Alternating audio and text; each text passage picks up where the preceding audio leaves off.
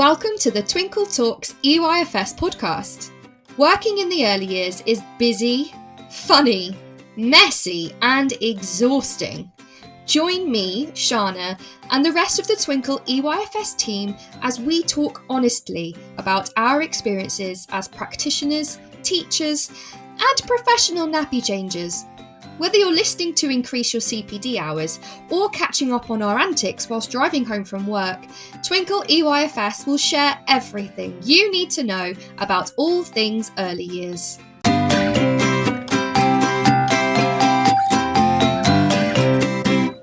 Hello, lovely listeners. It's so good to have you back. Welcome to another episode of Twinkle Talks EYFS. And I'm sure that quite a lot of you who are listening right now are enjoying your summer holidays, which is super exciting. If you're lucky enough to have a break, congratulations. I hope you've had so much time to rest and recuperate. You super need it. And in light of September coming up, we really wanted to talk about the term school readiness and what that means. But first, as usual, we have a super cute segment before we get into the main event. And this episode segment will be Praise a Practitioner. Let's take a listen.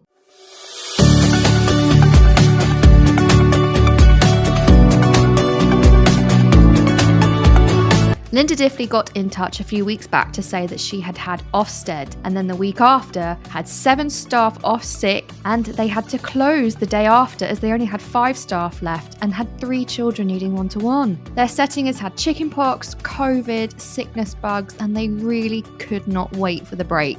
So we wanted to take some time to celebrate you, Linda, and your wonderful staff for getting through such a challenging time. Well done. I hope you've been able to rest this summer. We'd also love to celebrate Rosanna Mahmood, who has written in to tell us that they had a small win this week as an elective mute started speaking. It was so exciting. Not that we showed her. We were very cool and calm, but underneath we were buzzing. Oh, that's such good news. Well done, Rosanna and your team. And lastly this week, we'd love to celebrate Jenny Hodkin. This is a bit of a funny one and actually quite relatable. She can confidently say that she came into contact with no bodily fluids for once. Now that is a major achievement. Congratulations. That's it for this week's Praise and Practitioner. But if you've got anybody in mind or you feel like you need celebrating yourself, let us know. Get in contact and you could be featured in the next segment.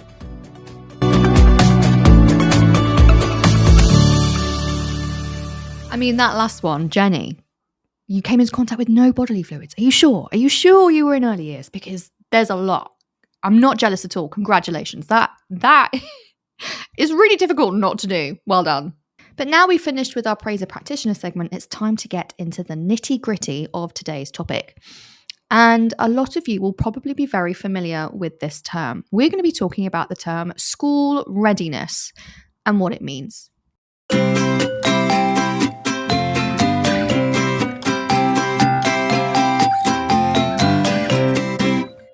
Now, I don't know about you, but when I hear the term school readiness, it doesn't exactly fill me with positivity. But let's go and have a look at the actual definition from what I've been looking at online. I've done quite a bit of research on this, and a lot of places are generally saying the same thing. So I'll just give you a couple here. Pacey.org defines school ready as having strong social skills, can cope emotionally with being separated from parents, are relatively independent in their own personal care, and have a curiosity about the world and a desire to learn. Now, this was based on their research into what carers, teachers, parents, and children felt being school ready really means. So they actually asked people in early years rather than just doing a study, which I think was quite good. Twinkle have their own wiki page on school readiness, and I'll put the link in the description of this episode so you can go and have a look yourself. And they say it's defined in terms of the aspects of the school environment that support a smooth transition for children and their families into primary school and advanced learning for all children. So there's just a slight difference here where the focus is on what is the school, what is the setting doing to support children and families, which I also agree is quite nice because, and we'll go into it a bit more later, but I do believe that is one of the myths about school readiness. They go on to say, it is also the idea that parents and carers should support a child's growth and development in order to prepare them to start school in nursery or reception. The characteristics of school readiness involve standards of intellectual, physical, and social development, which allows children to meet requirements and cope with the school curriculum. Now, I think what's important to note here is that really kind of, as well as what Pacey and their research say, really ties in nicely with the early years curriculum.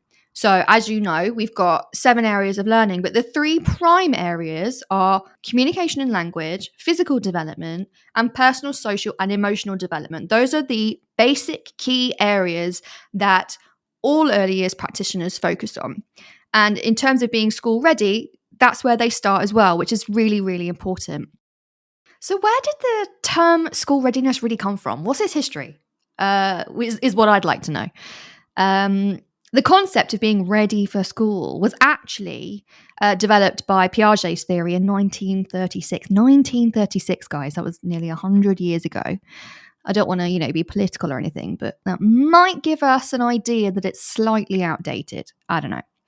So the factors of cognitive development alongside maturity and growth were used to figure out what the child learned, essentially, in this theory and what school readiness meant.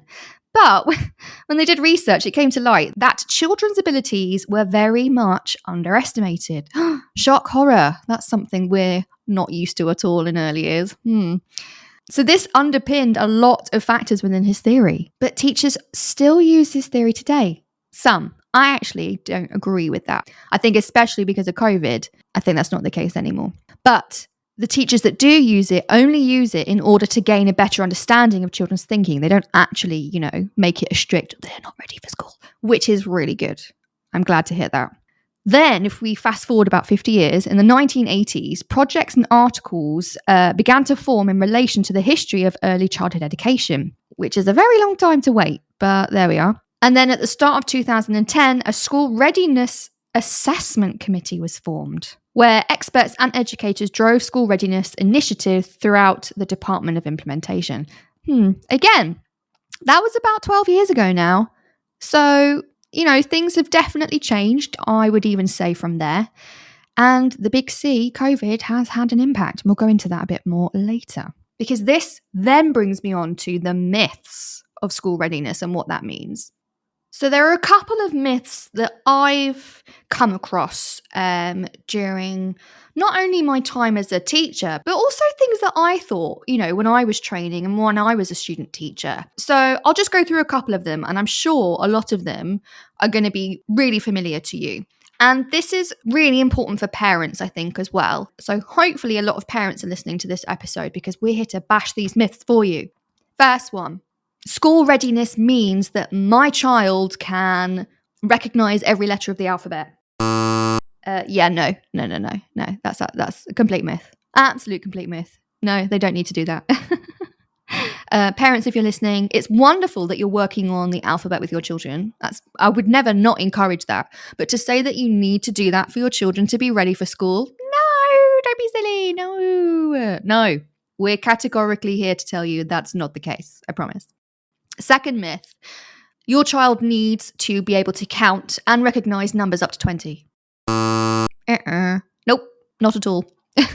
Again, wonderful that you're working on numbers with your children, and we would always encourage parents and carers and families to be involved in children's learning at home. 100%, that's great.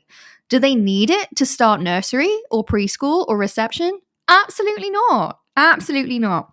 Just think of the rule. Is it in the prime area? Then no, you don't need to do it. That's my rule for everything. For parents, when they're starting school readiness anyway, if they're not in communication, language, physical development, or PSED, which is personal, social, and emotional, do you really need to focus on it right now so that they are quote unquote ready for school? No, that's okay. That's our job. That's cool. We got this. Myth number 3, your child needs to be able to write and recognize their name. Look, I'm not going to lie, it's a handy skill to at least recognize it because, labels, etc., etc. Do they need it? Of course they don't. Absolutely not. Absolutely not. Again, that's something that would take time, and we can collaborate with that with parents, with other practitioners while they are in preschool and nursery and reception. That's what they are going to learn in their early years. That's fine. Remember my rule. Is it in one of the 3 prime areas? No? Okay, then leave it. That's fine. We've got the prime areas as a focus for a reason. Let's work on those. And my fourth myth that I would like to bust for you today is that the onus is on you as a parent. Absolutely not. There's this overwhelming amount of pressure, I think. And especially when I was getting a new cohort and parents and families and children were coming to look at the new setting. They were coming to the nursery. They were coming to reception in July, doing those visits, doing those walkarounds, doing those parent presentation evenings. And I felt the tension. I felt how anxious families were feeling about, oh, is my child ready? Can they do this? What is expected of them? And it's tough. It's really tough for parents. And actually, especially I think because of COVID, putting the complete onus on you is absolutely not the case anymore. Absolutely not. It shouldn't really have been anyway, but at least we can see things are changing, that it is a collaborative aspect. Okay, it's not down to just the parents to make sure that they are ready. And I'll go into a bit more about why later. Now, you might be a parent listening to this thinking, okay, this is great. There's no pressure. I don't really need to do anything, but I would like to do something over the summer holidays. I'd like to do some activities, fill the time, while at the same time getting them ready for school. 2 birds, 1 stone. What can I do? I know I don't have to, but I would like to. What can I do? Well, if you are asking for things to do, then Twinkl itself does have a couple of things that you could do just for fun. I really would like to reiterate, just for fun. You do not have to do this. If your child does not do this, it does not mean they're not ready for school. But what you could do is perhaps maybe your settings will have given you maybe summer packs or a transition form or a transition booklet. Perhaps it's got pictures of their new classroom, their new teachers. Perhaps it's even got little activities to help the teachers learn more about them when they come into school. Perhaps it tells them about, can they draw a picture of their favourite animal? What's their favourite colour? What food do they not like to eat? Things like that. Or if they haven't provided it with you, perhaps you could do it anyway. Make a little booklet all about me that you can hand to your teacher on the first day. That'd be quite cute. It's also really good to talk to your child about what school is like and what to expect. So you might have visited the school already, perhaps looking at the school website, perhaps even taking that morning walk during the summer holidays so that they get used to the idea of getting up early in the morning or whenever their session starts and making that journey. You could also get some lovely books about starting school and Harry and his bucket full of dinosaurs first day of school, things like that. There's loads of books out there that help prepare children in fun and engaging books. To help them get ready. We've got some as well. The one that we've got at Twinkl that's really nice is The Cautious Caterpillar. And it's a really sweet, really colourful book about change. And it's really good for transition. So you can go and have a look at that on the website. And there's other back to school books that you can go and have a look at as well. But in terms of maybe skills that you could work on, you could maybe do games about turn taking, sharing, following rules or listening in group times. Even simple games like Simon Says. That covers a lot of the bases, doesn't it? If you're maybe wanting to work on emotional skills, it's about developing your children's self-confidence. Also about teaching them about others' emotions as well as their own, showing empathy, and also being confident in their own skin. So being able to separate from parents and carers as confidently as they can. They're not going to get it straight away, of course. They're 3. In terms of physical, can you take them perhaps maybe to a park if you haven't got a garden? Can they practice things like running, climbing, balancing, even just a lovely game of throwing and catching a ball, In terms of fine motor skills, perhaps maybe just exploring different materials, maybe drawing, cutting, gluing, painting, just exploring different materials. They don't have to be good at it. In terms of communication and language, it's all about listening, responding as well, and maybe developing their vocabulary. But I would say, especially if English is not your first language, and we can help you with this as well, so please be very open with your settings, is just communicating their basic needs. Do they know the word for toilet? Do they know the word for hungry, drink, milk, sad, hurt? Just so that even if English is not their first language, we can work with them and still be able to fulfill their basic needs. Maybe in terms of self-help skills, beginning to use the toilet independently, perhaps maybe learning how to wipe their bottom, perhaps maybe learning how to take off their shoes, put on their coat. and things like that. So if you really would like to, as a parent or carer, work on some skills to get them ready, I would recommend them from Twinkle. Again, you don't have to, but it'd be nice to. And it might be really fun for your children. Perhaps they really want to get ready for school too, and they want to feel like grown up. So those are a couple of things as well. So yeah, if you really do need anything, you know, we're always here. We at Twinkle try really hard to make sure that, you know, we're here for you. So if you haven't already, come and find us on our social media. We're on Facebook, Instagram, TikTok, Twitter, like pretty much everything. And we've got really, really lovely Facebook community groups. We've got a reception group, a nursery group, an early years group, a parent group.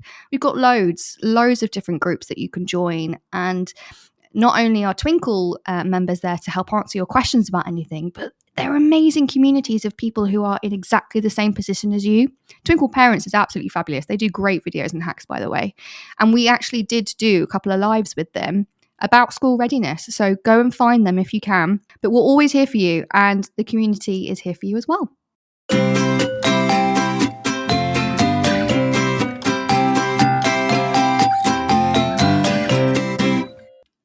Okay, so even for me, I think, and I'm sure a lot of you agree because I have asked you guys about your thoughts on the term school readiness on our social media. So thank you to everybody that took part. It was amazing to see your responses. How COVID has had an effect on the term school readiness. I mean, COVID's not over yet, is it? Of course it's not. But during when it first came out and in its real dark times when it was really difficult and schools obviously did not close despite what the media say. You had to still be open with key workers, childcare, day services, day nurseries still carried on. And then schools had to do virtual online learning, which was a whole other board game in itself. Yeah, I was there. That was interesting. And there were so many challenges.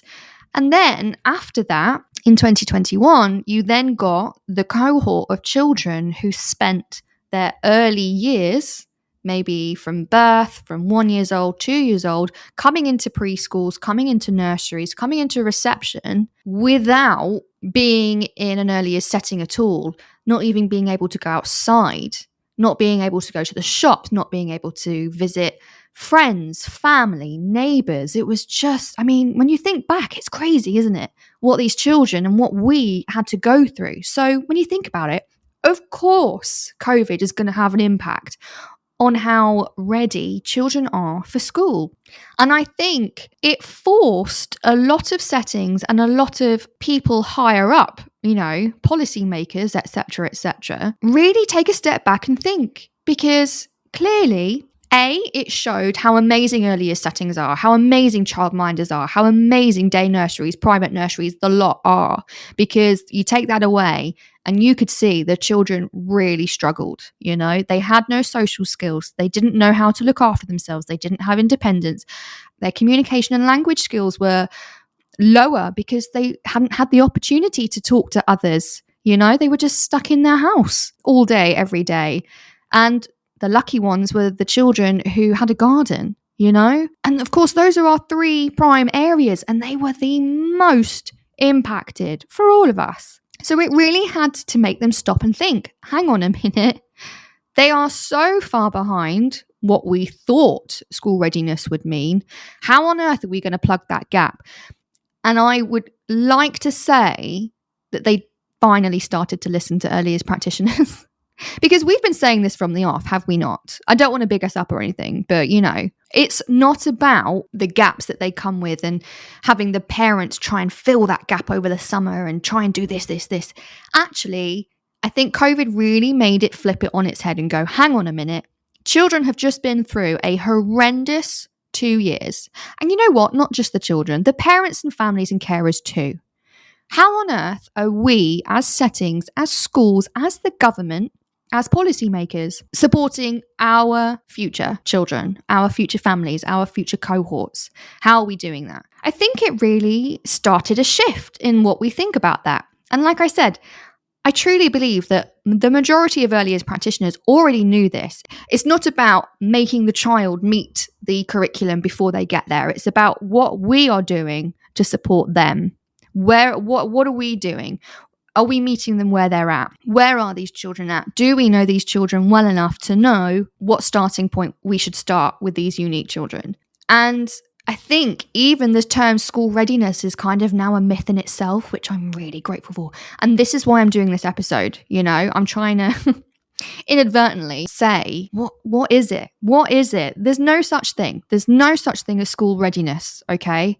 Every child is unique. Every child is different. We're still in COVID, okay? We're all recovering emotionally, physically, mentally, psychologically, financially. It's horrendous. I don't think we're going to recover for a while. I mean, take a look at the petrol prices, the cost of living prices, and that affects families massively, young children massively, of course, settings massively. A lot of settings have to provide food and resources, and there's no budget. So it's what are schools doing, what are settings doing to help our families and our children. But also, I think there is another level to that, because as amazing as we are, and we are amazing, we all know that, we're early years, we're pretty cool. There's only so much we can do. And what are the people higher up doing to support us? I've seen a lot of really, terrifying articles, and especially on our social media, people getting in contact with us, sharing articles about the cost of living and the impact on nurseries, and about the whole the milk situation and not paying for milk and the admin of those forms anymore, and loads of private and day nurseries having to shut down because they simply cannot afford it. The most recent article, which was shocking, was about relaxing ratios to ease the burden of the cost of living crisis. And that's a shocker. That's a shocker. It's scary to think how out of touch, isn't it? Sometimes these articles can be about how relaxing a ratio is going to ease the cost of living. No, a lot of you would definitely, and I'm with you on this, we're saying that's not possible. We are already stretched enough as it is, 1 to 5, especially with children that young. I mean, can you imagine if there was an emergency, a fire drill? 1 to 5, how on earth are you supposed to carry 5 babies out of a fire? That's just unheard of. I mean, there's serious safety concerns, isn't there? So unfortunately, there doesn't really seem to be a resolution at the moment, or at least by the time I'm recording this. Let's hope by the time this airs, there's a little bit more hope on the horizon. But what help are settings also getting to help our children feel that they're ready for school? It's difficult. It really is.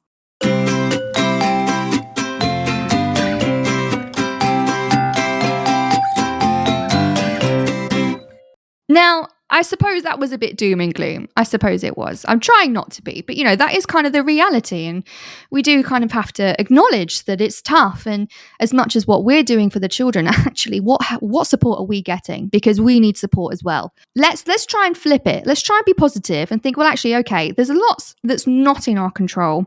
What is in our control, and what can we do to help our children, our families, and each other? Now, the reason I go on to this is because I've actually seen some more research from Pacey, and they say that 71% of parents that took part in this research were anxious about their child starting school for the first time in September, with close to half of the parents more anxious than their child. That's really sad. In terms of breaking it down, they said that 36% were anxious about their child making friends, 23% were anxious about them settling into a routine, and 15% were anxious about bullying. And these were the top 3 concerns of parents in their recent survey. And that's really disheartening, isn't it? Of course, we have a responsibility to take care of our children's mental health and how they're feeling about coming into school. But look at our parents and carers. There's a lot that they're having to think about too. And especially if it's your first child and you've not been through this process before, it can be really scary. So what can we do as settings to support them? Now, I know a lot of you are already doing this already. We do so many things. We have open days so that families and parents can come in and see the setting that their children are going to be in. You have stay and play sessions where actually, even when they're settled in and they've been there, the children have been in the setting for a couple of months or years, they have times when they can come in and play with the children and actually have a time spent in the setting with them, which is wonderful. If you're in a school, you put on parent presentation evenings where you do You go through the daily routine, what children will need for school, the uniform. You'll have parents' evenings, parent meetings. There's so many things that you do, which is already amazing. I think, ironically, the most important things to support parents is exactly the same as what you do with children. It's the 3 prime areas, isn't it? It's your personal, social, and emotional, your communication, and your physical. So let me break that down if that doesn't make sense. So communication and language. Let's communicate with our parents. Let's have open communication. I would much rather know what is going on. I don't care how embarrassed you may feel, because I'm not judging, and I know you as early years practitioners do not judge. I would rather know what's going on than have to find out later when it might possibly be too late. Okay, so for example, potty training. If your child is not potty trained, okay, that's fine. Let us know, because we can work with you on that. You know, I've had lots of families who've come into nursery and for whatever reason their child hasn't been potty trained. Okay, well, let's work with you. We can get a homeschool diary. We can get a reward chart so that when they go to the bathroom, whether it's at school or at home, they get a reward, and we can work with you on that. We can keep a diary of their eating habits, their bowel movements. Perhaps that's the reason why their potty training is, they've struggled. That's fine, just tell us. And I think it's really important for us as practitioners to let parents know that we are here for them. Have that open communication, be honest. Say, look, it's fine. Come and talk to us. We are here for you. And that brings me on to the next one, PSED, right? Our families, our parents, our carers have also been through COVID. Their mental well-being is so important, not just because it affects them, obviously, and we care about them, but it affects their children too, and it impacts on their lives. We don't know what's going on at home. We also don't know what's going on outside of school life, outside of home life. Parents may be bereaved because of COVID. The financial struggle with the cost of living is going to have a serious impact on our family's mental health. So that is also why communication needs to be there. We need to show them that we are a support network for them too. Have their mental health well-being in mind. Be flexible as much as you can, and just let them know that we're quite lucky, aren't we? That as practitioners, we do have contacts with a lot of different services. So if they need help with their mental health, if they need help financially, if they need help with this, that, or the other, we're quite lucky that we do have services that we can connect with. Maybe support groups, maybe. Even within the school, you could have a support group, or the PTA are really good at doing that. Coffee mornings, meetings, just a chat. Sometimes just that little 10 seconds in the morning just to say, hey, how you doing? Really, really makes an impact. And then I suppose the last one, physical, you're thinking, what does that mean? But, being physically there is also important, having those contact details there, but, also making sure about the physical things. So financial crisis, are they struggling with uniform? Is there a way that we could look for secondhand clothes? Perhaps your old cohort, some parents have got, uniform that their children have grown out now. Can you ask for that at the end of the year and say, would you mind? This would really help our new families out. Are there school book bags that you need to think about? And in terms of perhaps admin, you all know the admin for getting ready for school. There's a lot of paperwork. Is there a way that we can help with that? Is there a way we can streamline it? Those are physical things that we could do. And I'm sure you're doing a mixture of all of these things already. I think also home visits are really important, because it's a safe place for the families and for their parents and for the children to meet their new staff, their new teachers and practitioners before official school or nursery or preschool begins. So that could be another thing if you're not doing that already. But of course, with COVID still going on, there are going to be battles. Is it going to be virtual? Are you going to do it on the phone? Things to think about. But really, what I'm hoping to drive home for this episode is school readiness is a myth, and it's different for everybody, especially for parents and carers and families who are listening. I just want you to know, on behalf of all early years practitioners, because we all want you to know this, you are not alone. It does not have to be all on you. Talk to us. Be open with us. Let us know what you're struggling with. Be honest. We're here for you. And, like I said earlier, we might not have everything. Absolutely not. we are also going through COVID, through a cost of living crisis, and we're struggling too, a staffing crisis. You know, it's tough everywhere. But as much as we can, we will be there for you. We will help you. So just a little bit of grace, isn't it? Both ways. Things are hard for everybody. But as long as we do it together, we're going to be okay. I think it's all about community. Early years is about community anyway, isn't it? That's what we at Twinkle are especially trying to do with our social media, with this podcast, you know, develop that community so that we're here for each other. Times are tough, you know, things are not easy, but don't worry about your child being ready for school. We'll work on that with you together. We'll meet your child where they are at and we'll take it from there. And if you needed any more confirmation that this is true, I'm going to share some quotes from our listeners and from early years practitioners themselves, because as I said earlier, I put out an appeal on social media to say, you know, what does school readiness mean to you? And here are some of the quotes of people that got back to me.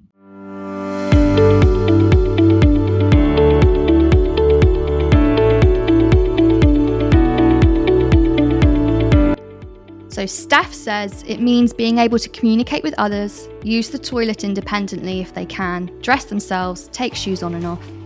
I'm a reception teacher, so many children come to us with the most basic skills and are just not ready to learn. So we have to focus on toilet training, learning to share, etc. before anything else. See, nothing to do with reading or writing.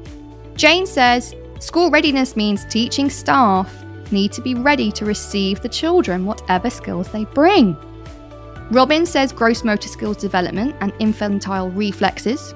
Jilly says being happy, settled, taking change in their stride, being inquisitive and starting to have a level of independence. Again, Kirsten says school readiness means being happy, curious and kind, having the ability to share and listen to their peers and beginning to have independence. Natalie says it's about being curious, wanting to learn, beginning to be independent, to be able to play with others and to sit and listen for short periods. Sarah Luddington says having labelled clothes. I think that's for the parents mainly.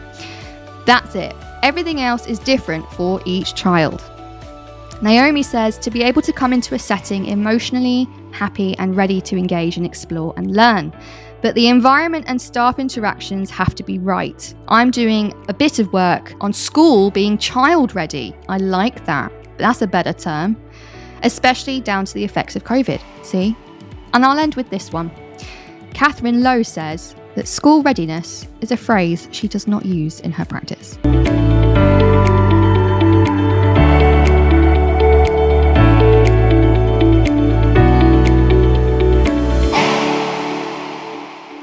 So there we are. You've heard it from the horse's mouth. These are early years practitioners. Not once did they mention about reading, writing, numbers, nothing like that. If you really want to go for it, the prime areas, focus on them. If you want to, communication and language, physical development, and personal, social, and emotional development. But as you can see here, it's all about the school being child ready. I love that. I'm going to end with that as well. So thank you so much for listening. And if you are a parent, I really do hope this makes you feel a little more at ease about your children starting in early years. It doesn't matter where they're starting. We will meet them where they're at and we will work with you. And we can't wait to have your children. So exciting. So I hope you have a lovely rest of your summer if you're having it. Private settings and day nurseries, I'm so grateful to you for trooping on while everybody else has a summer holiday. I know how difficult it is for you, especially during this staffing crisis. You're amazing. I just want to put that out there. And I can't wait to talk to you again on our next episode. See you soon.